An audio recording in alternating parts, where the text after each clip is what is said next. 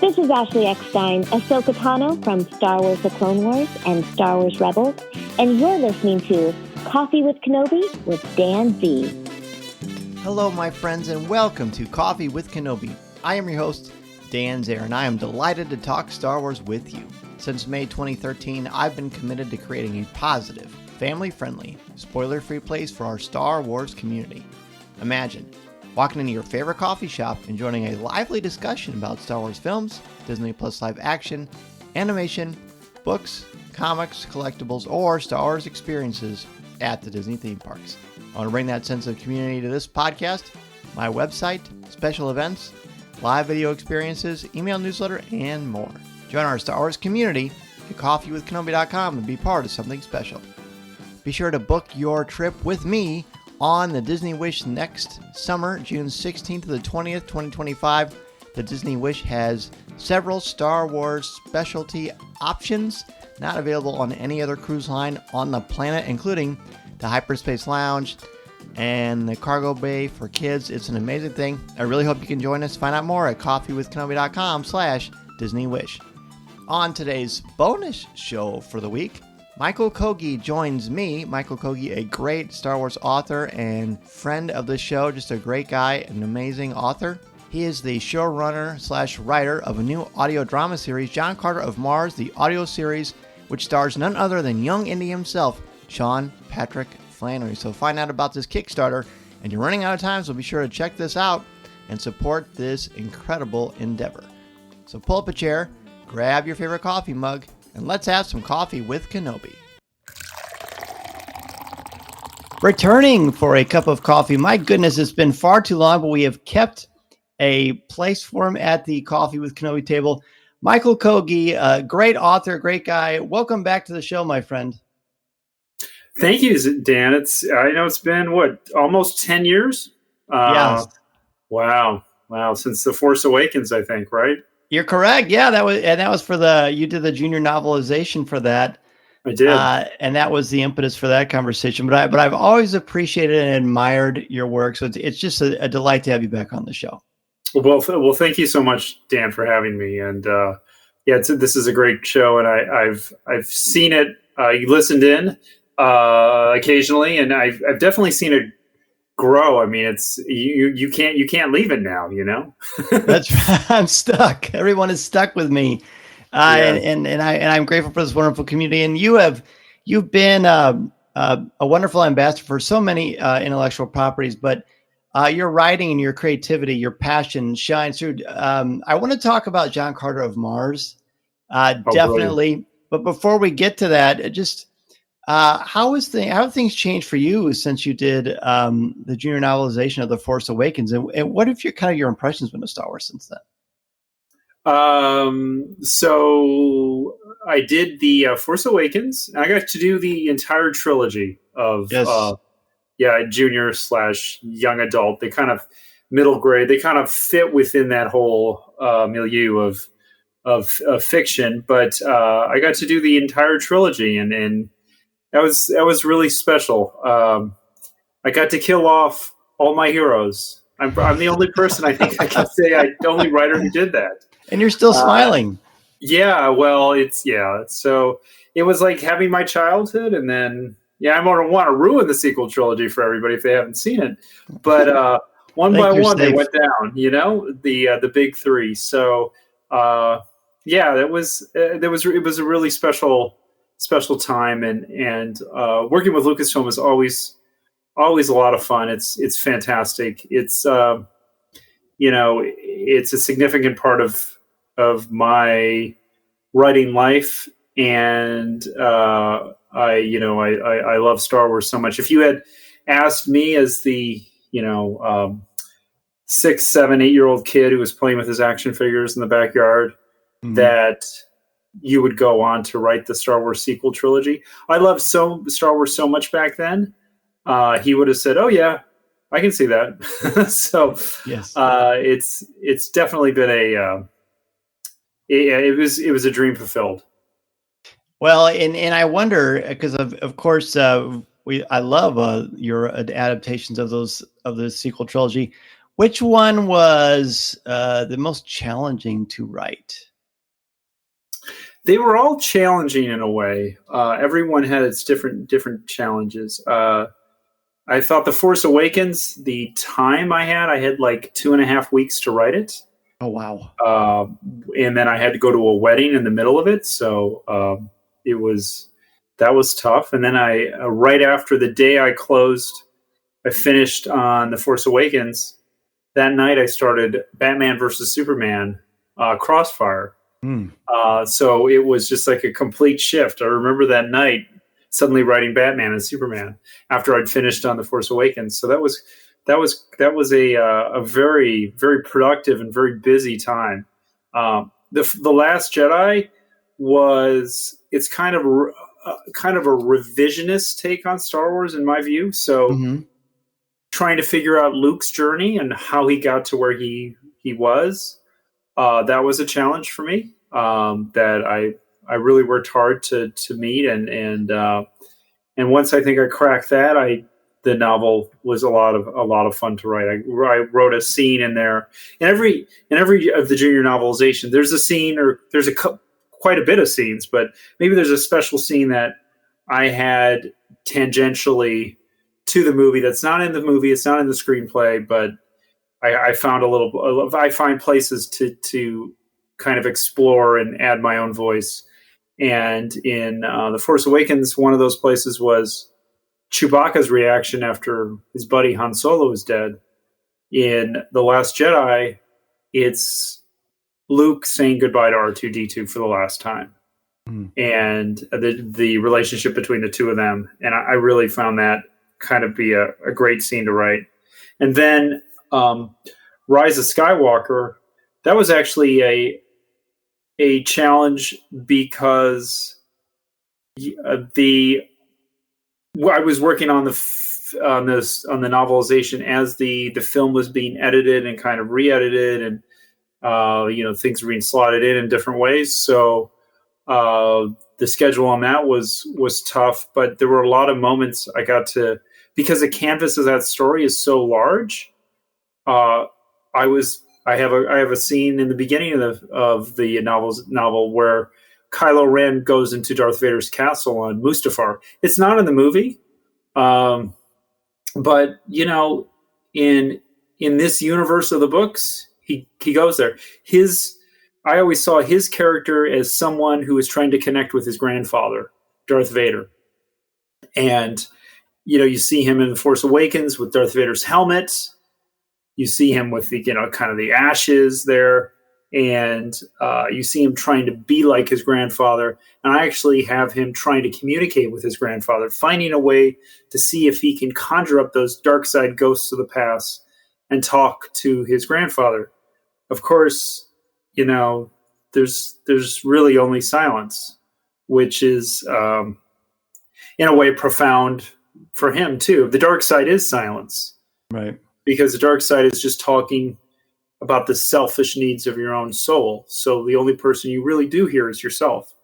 So I did like exploring that aspect of Kylo Ren quite a bit. Well, and I always tell my students, if you really want to learn something or really get to understand someone, then you write. You write about them. You write from their perspective. And undoubtedly, those novels enriched your appreciation and understanding of these characters. Absolutely. And I always think, with something like a novelization, I don't really get to make up the plot. I can kind of have side stories and stuff, but the characters, they're mine, right? Their minds, their senses, everything that goes through them is me. So I always say that Rey and Kylo Ren and Finn, who I love, I love Finn and Rey. Those characters, they're my characters, and you have to own them, I think, if you're going to write them well. And at times they're different than the movie, I always like to think of it's like a different actor takes up a role. Mm-hmm. And so you get a different tonality or a different color for each each character, and each writer or each performer, and they bring out something new that you might not have seen before. So at least for me, I never want, we have a movie, I never want to just replicate whatever's somebody else did. That's for them. I want to do what I can do the best I can, and that's by owning the characters and finding ways to speak through them. I love it. I've never really considered that. It's akin to a different actor, like whether it's a Michael Keaton Batman or the Christian Bale Batman. There's still something that you can kind of add to that overall spectrum, I guess. Yeah, I love the Star Wars radio plays, and there's a different Darth Vader. It's Brock Peters. It's not, James Earl Jones just passed away, and he was a great Darth Vader for the films. Brock Peters is a great Darth Vader for the radio plays. And in many ways, he's slightly more, I wouldn't say human, but he has more emotional range in the radio plays. He gets angrier, and then there's this kind of like tragedy to him that you hear through his voice. And when I think of that Darth Vader, I think of slightly a different picture than just James Earl Jones, and it was wonderful to hear a different take on Darth Vader with what Brock Peters did. Those are classics. Those are absolute classics. I hopefully people listening to the show have gotten a chance. I'm sure you can find it on YouTube or things like that. But they're marvelous. They're marvelous, and there's it almost like harkens back to the not olden days. It seems like kind of a silly thing to say, but older classic entertainment, and that brings me to John Carter of Mars, the audio series. But that's not all. Michael, you've got some amazing things going on with this incredible Kickstarter. It's a brand new audio series. It's got an incredible cast. I'm going to let you take the reins on this, but please let us know. I guess before we talk about this audio series, tell us about John Carter. Now, I will say, I know there's a Disney film. I actually legitimately love that film. I think it's great. I thought I didn't know anything about that character. I knew about, of course, the Edgar Rice Burroughs and things like that. But talk to me about John Carter. Yeah, well, John Carter of Mars is a science fiction series that was begun. Edgar Rice Burroughs is the writer of this series. He's a creator of Tarzan and Pellucidar at the Earth's core, and he created this story in 1912 about a Civil War veteran who journeys to Mars, who gets astrally projected on Mars, and on Mars he kind of encounters an entire civilization on the verge of collapse, with different warring species, the green Martians, the red Martians, airships, crumbling cities, atmospheric towers that are on the verge of falling apart in disrepair. And he has to find a way to save this planet and help the Martians save themselves. And I read those books maybe 14 years ago, and I'm stunned I didn't read them when I was younger. Mm-hmm. But I opened them up. I remember I was at Barnes & Noble, and I saw this Barnes & Noble classic, the Martian Tales trilogy. And I opened it up, and I just bought it, and I started reading it, and I was struck by how incredible it was, how much wonder. The pages were bursting with wonder and ingenuity and just flash and pizzazz. And I'm thinking this was written in 1912. He's talking about a civilization on Mars, and it's epic sword and sorcery fantasy. It has its root in the pulps, and there are episodic aspects of it, but I was the overall effect of it was just, I was stunned, and I was an English major in college, English and film major. I love the classics. I love Dickens, and I love great writers of today, modern literary writers and old classic writers. And yet here's a guy that I kind of avoided because, I thought he was a pulp writer, but boy, he wrote something that is really, really fresh, at least to me. And then the movie came out a little bit later. I saw the film. I loved the film. I thought it was a really fun adaptation of it. And it stayed with me. And I actually developed a relationship with the Edgar Rice Burroughs estate. And over time, we were talking about different projects, and I pitched them on this project. And I got a production company involved, Pocket Universe Productions. And from there, we put together a package. We would order a niche product. Well, my pitch was we should do a audio series based on John Carter of Mars, kind of like the old Hitchhiker's Guide to the Galaxy or radio play or the Star Wars radio dramas, because the scope of John Carter just seemed to fit this kind of medium. And I had spent a year in London working for the BBC radio drama department, among some other things. And I wanted to go back to that because it's radio drama, audio drama is such a fantastic medium. You can do so much with it. And you can really, fantasy works so well in radio. Just listen to the Star Wars radio plays. They're magnificent. So I pitched this audio series to Edgar Rice Burroughs, and they happily said, well, this is a great idea. We put together the elements, and we decided the Kickstarter was probably the best way to fund this, because Kickstarters today it's not just about funding, but it's also about advertising, getting the word out. Mm-hmm. And within the first 98 minutes, we met our initial funding goal. Of course, we have an internal budget, which is higher, which allows us to afford better cast and more name cast, more name talent, and more sophisticated sound recording and editing and post-production kind of aspects to it. So, yeah, we're now doing really well. Today is Wednesday, September 11th, 2024, and we have 7 days left of Kickstarter. So we're desperately trying to get as much as we can in terms of pledges in order to help the production and kind of grow the cast even more.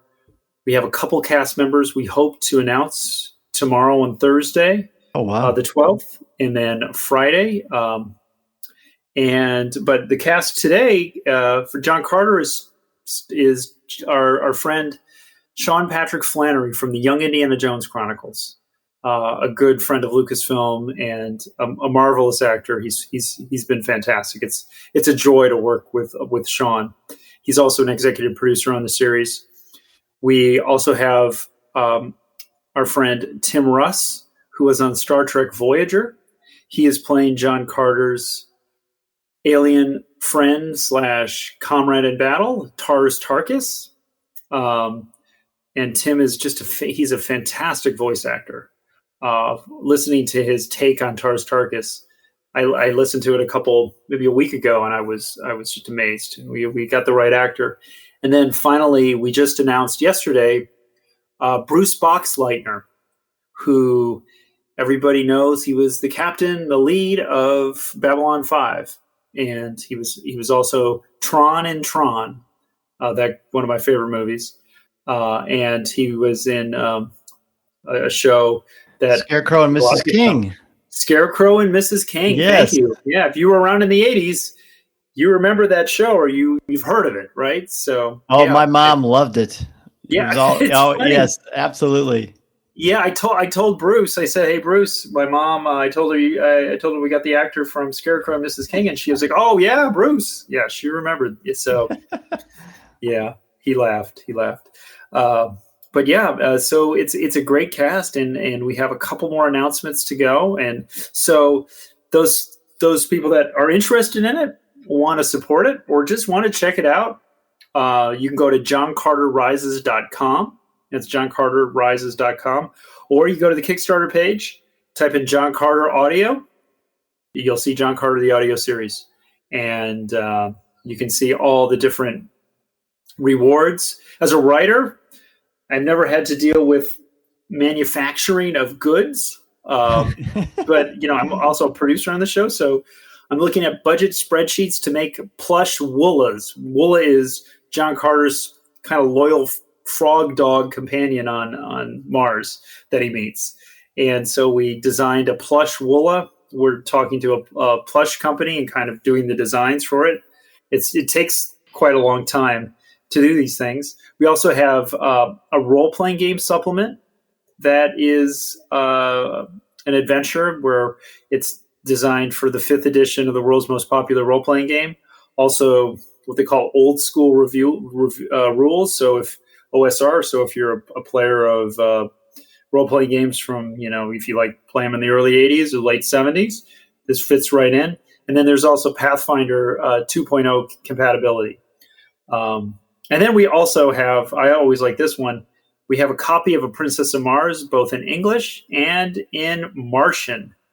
Wow. So if you want a Martian copy of Princess of Mars, this is a place to get. I don't think you're ever going to get it again. I have so many questions. Yes. Oh my, this is incredible. Like, this is like a love letter to all, because I'm guessing you and I are of a similar age. This is like a love letter to the things that we just absolutely adore growing up. And all of the things, like, of course, RPGs or Dynamite, they've never been hotter than they have in the past decade or so. And then I use RPGs in my classroom for some different things. So you're getting you have these options, not only getting this incredible audio drama, but then you've also got the role-playing games, and it's adaptable to different formats. Now, did you write these as well? I'm the supervising editor on this. Thankfully, we got a very experienced design team led by Gilbert Isla. He did Weird Frontiers for Dungeon Crawl Classics. He was the editor on that. He has a lot of role-playing game experience. He did a play test of the game. You can check it out on Twitch. If you go to the Kickstarter page, you can look in the updates and you'll find one to where you can watch the adventure being played. But yeah, we also have Stephen Bean on that team, Jeff Meja and Joan Troyer, all working. They love John Carter, and they all kind of broke a big adventure together. And we're making it's not a full role-playing game, but it's a supplement. So there's an adventure and there's some stats that you could potentially use in your D&D or 5th edition game, or your old school rules game, or Pathfinder. So it's a lot of fun. There are 2 other role-playing games, official role-playing games of John Carter, one by Modifius and then one that's coming out by Trollord Games. So we fit, kind of in the middle, but you can also use the material from those games to kind of mash up things and just have fun. So it's a love letter to all that stuff, Dan. If you're completely right. I haven't thought about that, but yeah, the whole thing is, I like to say it's very 1982, or 1983. Hey, no complaints here. The Bears were good then too. Hopefully the Chicago Bears. Oh, right. Well, in 85, they won the Super Bowl, right? So yeah. Yeah, like the only time in my life. Hopefully I won't say that in 10 years, but you'll be on many more times before then. So when it comes to this story, this audio drama, this isn't an audio drama of the 3 existing books. This is these are new adventures, or am I correct? So the audio drama is going to be an adaptation of A Princess of Mars. Okay. The first book. Okay. And there's plenty of material there for right now we're looking at a feature length audio drama, so 2 hours, maybe 2 hours and change to tell the story. And if it's successful, there might be an opportunity to do more. That's what we hope. But these things, with the cast that we have, and also manufacturing all the Kickstarter stuff, it's really expensive. I believe it. Yeah. There's not a lot of wiggle room. The budget is very tight. So it's all about, budgeting and seeing what you can do and making the best thing you can. And the production alone, it must be astronomical. I mean, I know just what goes into something like creating just this podcast, and I'm not pumping in tons of sound effects and atmosphere and getting these incredible talents to bring things to life. So that in and of itself is incredible, because you not only wrote this, but you're executive producing, which must be a whole different kind of a ball game for you. Yeah, I'm like show running it. So today we had auditions with an actress, a great actress. I've been reaching out to agents, doing the kind of showrunner thing you would do in television. Also, just finding ways. We have a bunch of producers. Lance Roger Axe is a producer. Joseph Fronte is a producer. Jack Bowman's a producer. They work with us, work with me, and we all kind of organize a strategy for how to break this thing down. And so many different avenues: marketing, social media, email. There's a lot of things to do to launch something like this. But I'm looking forward to the end of the Kickstarter, because I'll be able to do what I do really well, which is, at least I think I do, to write. So that's kind of the gold at the end of the rainbow here. Well, it's an admirable goal, and I think quite reachable. And I would echo your assessment and say you're one heck of a writer. And when I saw your name attached to this, as I said, I love that movie, but I've always been drawn to that character. And Edgar Rice Burroughs, I love his first Tarzan novel. It's actually the only one I've read. I've never read the John Carter series, but after this conversation, I can promise you I'll be heading to my local library and picking it up, as well as, backing this incredible Kickstarter. Michael, can you tell us again where everybody can find this incredible new thing? Yeah, so it's at, you go to johncarterrises.com, just johncarterrises.com, and spell John and Carter the normal way, right? And then go to Kickstarter and type in John Carter Audio or John Carter the Audio Series, and you will find it. You will find it right there. So, yeah, and the connection between Star Wars and John Carter is when I was reading John Carter, I was amazed at how much Lucas was inspired by this series, because you see it in the page, right? Words. I won't ruin it, but the words pop out that appear in the Star Wars trilogy, and you realize, oh wow, it's not just Dune, it's John Carter, and probably Isaac Asimov's Foundation, and also I think the Lensman trilogy, but Lensman series. But yeah, you can see where Lucas drew a lot of his ideas for how to create his science fiction saga, and it's fun to notice those little inspirations in the text, because they're all over. And it's got that serialized nature that was something that George loved, and of course everyone talks about the Flash Gordon connection, but the John Carter connection is really ripe. And I had thought of that when I first watched that film years ago. But yeah, that's actually one of the reasons why we thought this would just be a great conversation to have on Coffee with Kenobi, because clearly George was a fan too.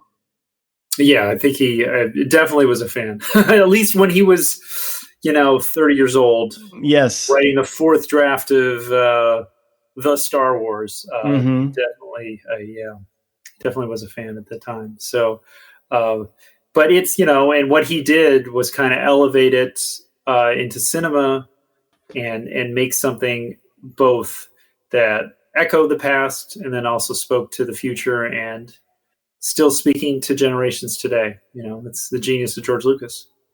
Absolutely. So again, everyone, John Carter of Mars, the audio series with the 5th edition RPG and a Willa plush option. This audio drama stars Sean Patrick Flannery, Tim Russ, and Bruce Boxleitner. There are options for CDs, books, maps, prints. I mean, they have spared no expense to bring you this incredible thing. So be sure to back it and support this. Get some great content. And Michael, thank you again, my friend. I'm frankly a little embarrassed that I haven't had you on since then, but I'm so delighted and thrilled to have you back on the show. Best of luck, and I can't wait to see what you have in the future as well. Thank you, Dan. Thank you so much. This podcast is not endorsed by the Walt Disney Company or Lucasfilm Limited. It is intended for entertainment and informational purposes only. The official Star Wars website can be found at www.starwars.com. Star Wars, all names, sounds, and any other Star Wars related items are registered trademarks and or copyrights of Disney and their respective trademark and copyright holders. All original content of this podcast is the intellectual property of Coffee with Kenobi unless otherwise indicated. This is the podcast you're looking for.